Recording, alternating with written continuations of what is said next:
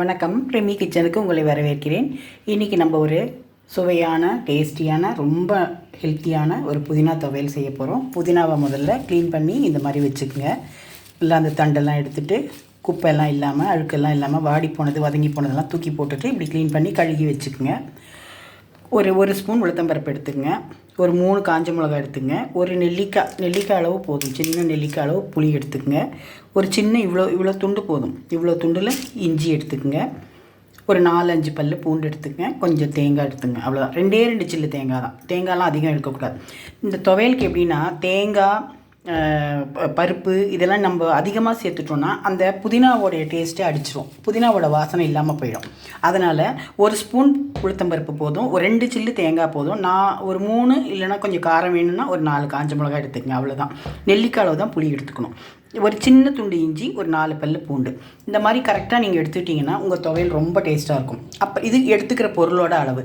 இன்னொன்று என்னென்னா, நம்ம வதக்கிற முறையில் இருக்குது. வதக்கும்போது ஃபஸ்ட்டு உளுத்தம்பருப்பு, காஞ்ச மிளகா, பூண்டு, புளி, உப்பு இதெல்லாம் நல்லா வதக்கிட்டு கொட்டிட்டு ஸ்டவ்வை ஆஃப், இல்லைனா கொட்ட வேண்டாம், அதே அந்த சூடுலேயே ஸ்டவ்வை ஆஃப் பண்ணிவிட்டு அப்புறமா லாஸ்ட்டாக தான் நம்ம புதினாவை வதக்கணும்.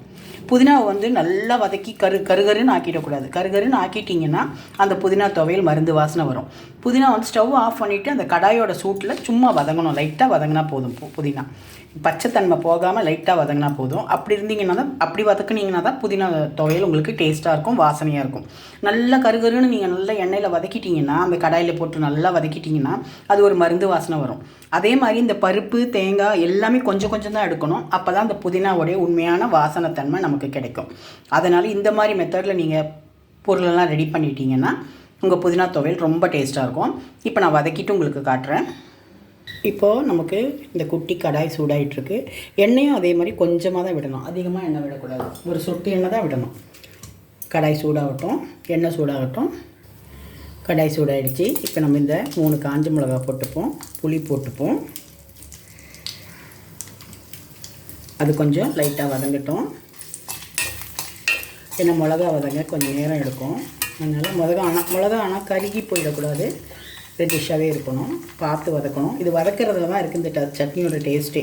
இந்த துவையல் சில பேர் சொல்லுவாங்க, புதினா துவையல், கொத்தமல்லி துவையல் நான் அரைச்சா டேஸ்ட்டாகவே இல்லை, ஆனால் அது சில பேர் செய்தால் நல்லா இருக்குது, நான் செய்தால் நல்லா இல்லைன்னு சொல்லுவாங்க. அது எதனாலனா அதிகமாக நம்ம வதக்கிடுறோம், பருப்பெல்லாம் அதிகமாக சேர்த்துடுறோம். அதனால தான். பருப்பெல்லாம் கொஞ்சமாக சேர்த்திங்கன்னா அந்த துவையல் நல்லாயிருக்கும். இப்போது இந்த உளுத்தம்பருப்பை போட்டு நல்லா ஞாபகம் வச்சுக்கங்க. நான் ஒரே ஒரு ஸ்பூன் உளுத்தம்பருப்பு தான் போட்டிருக்கேன்.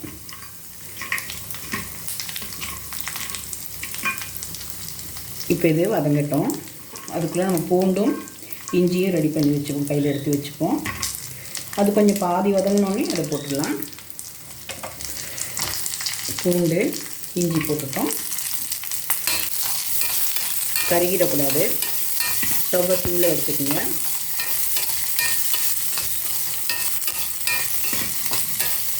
இப்போ கொஞ்சம் பாதி செவக்க வதங்கிடுச்சு. இப்போ நம்ம தேங்காய் போட்டுப்போம்.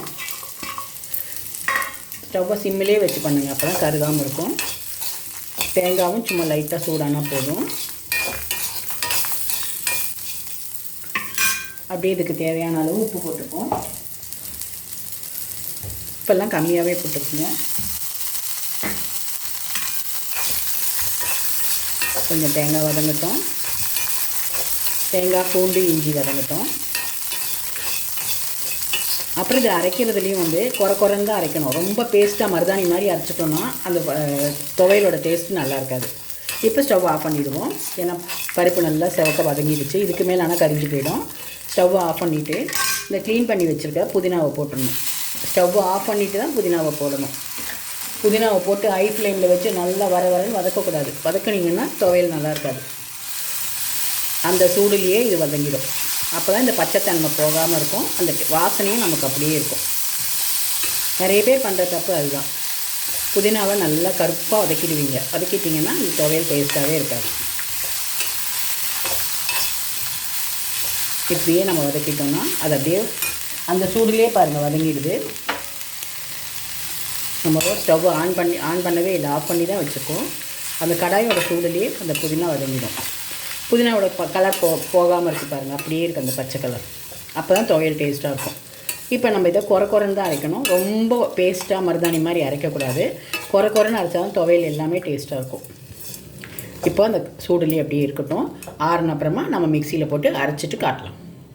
இப்போ நம்ம துவையல் அரைச்சிட்டோம். பாருங்கள் எப்படி குறைன்னு தான் நான் அரைச்சிருக்கேன். கெட்டியாக அரைச்சிருக்கேன் பாருங்கள். தண்ணி விடாமல் சும்மா லைட்டாக தண்ணி தெளித்து தான் அரைக்கணும்.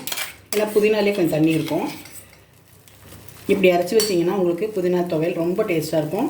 குறைன்னு தான் அரைக்கணும், ரொம்ப பேஸ்ட்டாக அரைக்கக்கூடாது. இப்போ பாருங்கள் எப்படி நரன்னு இருக்குது பாருங்கள். இந்த மாதிரி நரன்னு அரைச்சிங்கன்னா ரொம்ப மசியாமல் இருக்கக்கூடாது, பருப்பாக இருக்கக்கூடாது. ஆனாலும் அது ரொம்ப பேஸ்ட்டாக குழன்னு இருக்கக்கூடாது. அப்படி பண்ணிங்கன்னா ரொம்ப நல்லாயிருக்கும். அப்போ தான் துவையலோட டேஸ்ட்டு ஒரு பொருளோட டேஸ்ட்டும் நமக்கு தெரியும். பேஸ்ட்டாக அரைச்சிட்டோம்னா எல்லாம் ரொம்ப மசிஞ்சிரும், சூடில் ரொம்ப வெந்து போயிடும். அதனால் அது டேஸ்ட் இருக்காது. இந்த மாதிரி தான் இருக்கணும் துவையல். இப்போது எண்ணெய் காயுது. கொஞ்சமாக எண்ணெய் விட்டு கடுகு வறுத்து போட்டுப்போம். எண்ணெயை ரொம்ப கம்மியாக செலவு பண்ணுங்கள். எண்ணெய் விலை ஜாஸ்தியாக இருக்குது, அது வேறு விஷயம். இருந்தாலும் நம்ம வந்து ஆயில் எவ்வளோ கண்ட்ரோல் பண்ணுறோமோ அவ்வளோ நல்லது உடம்புக்கு. அதுவும் 40+ இருக்கவங்க கண்டிப்பாக ஆயில் கம்மி பண்ணணும். எந்த ஆயிலுமே இப்போ நமக்கு ஒரிஜினலாக இருக்கா, கடலை மரச்செக்கு எண்ணெய்ன்னு சொல்கிறாங்க, மரச்செக்கு எண்ணெயாக நமக்கு தெரியாது. அந்த மாதிரி உலகத்தில் தான் நம்ம வாழ்ந்துட்டுருக்கோம். அதனால் வந்து நம்மளால் முடிஞ்ச வரைக்கும் எல்லாமே நம்ம நல்லா ஃபாலோ பண்ண முடியாது, முடிஞ்ச வரைக்கும் கொஞ்சம் ஃபாலோ பண்ணுறது நல்லது.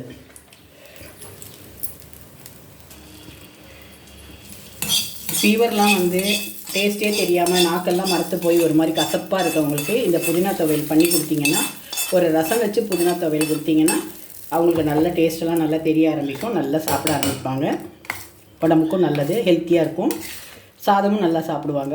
ஏன்னா மருந்தெல்லாம் நிறைய சாப்பிட்டு உடம்பு கெட்டு போயிருக்கவங்களுக்கு என்ன ஆகும்னா, அந்த மருந்தெல்லாம் நிறைய உள்ளே போனதுனால சாப்பாடு பிடிக்காமல் இருக்கும்.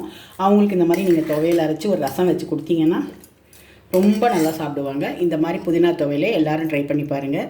ரெமி கிச்சன் எல்லோரும் சப்ஸ்கிரைப் பண்ணுங்கள், லைக் பண்ணுங்கள், ஷேர் பண்ணுங்கள். தேங்க்யூ.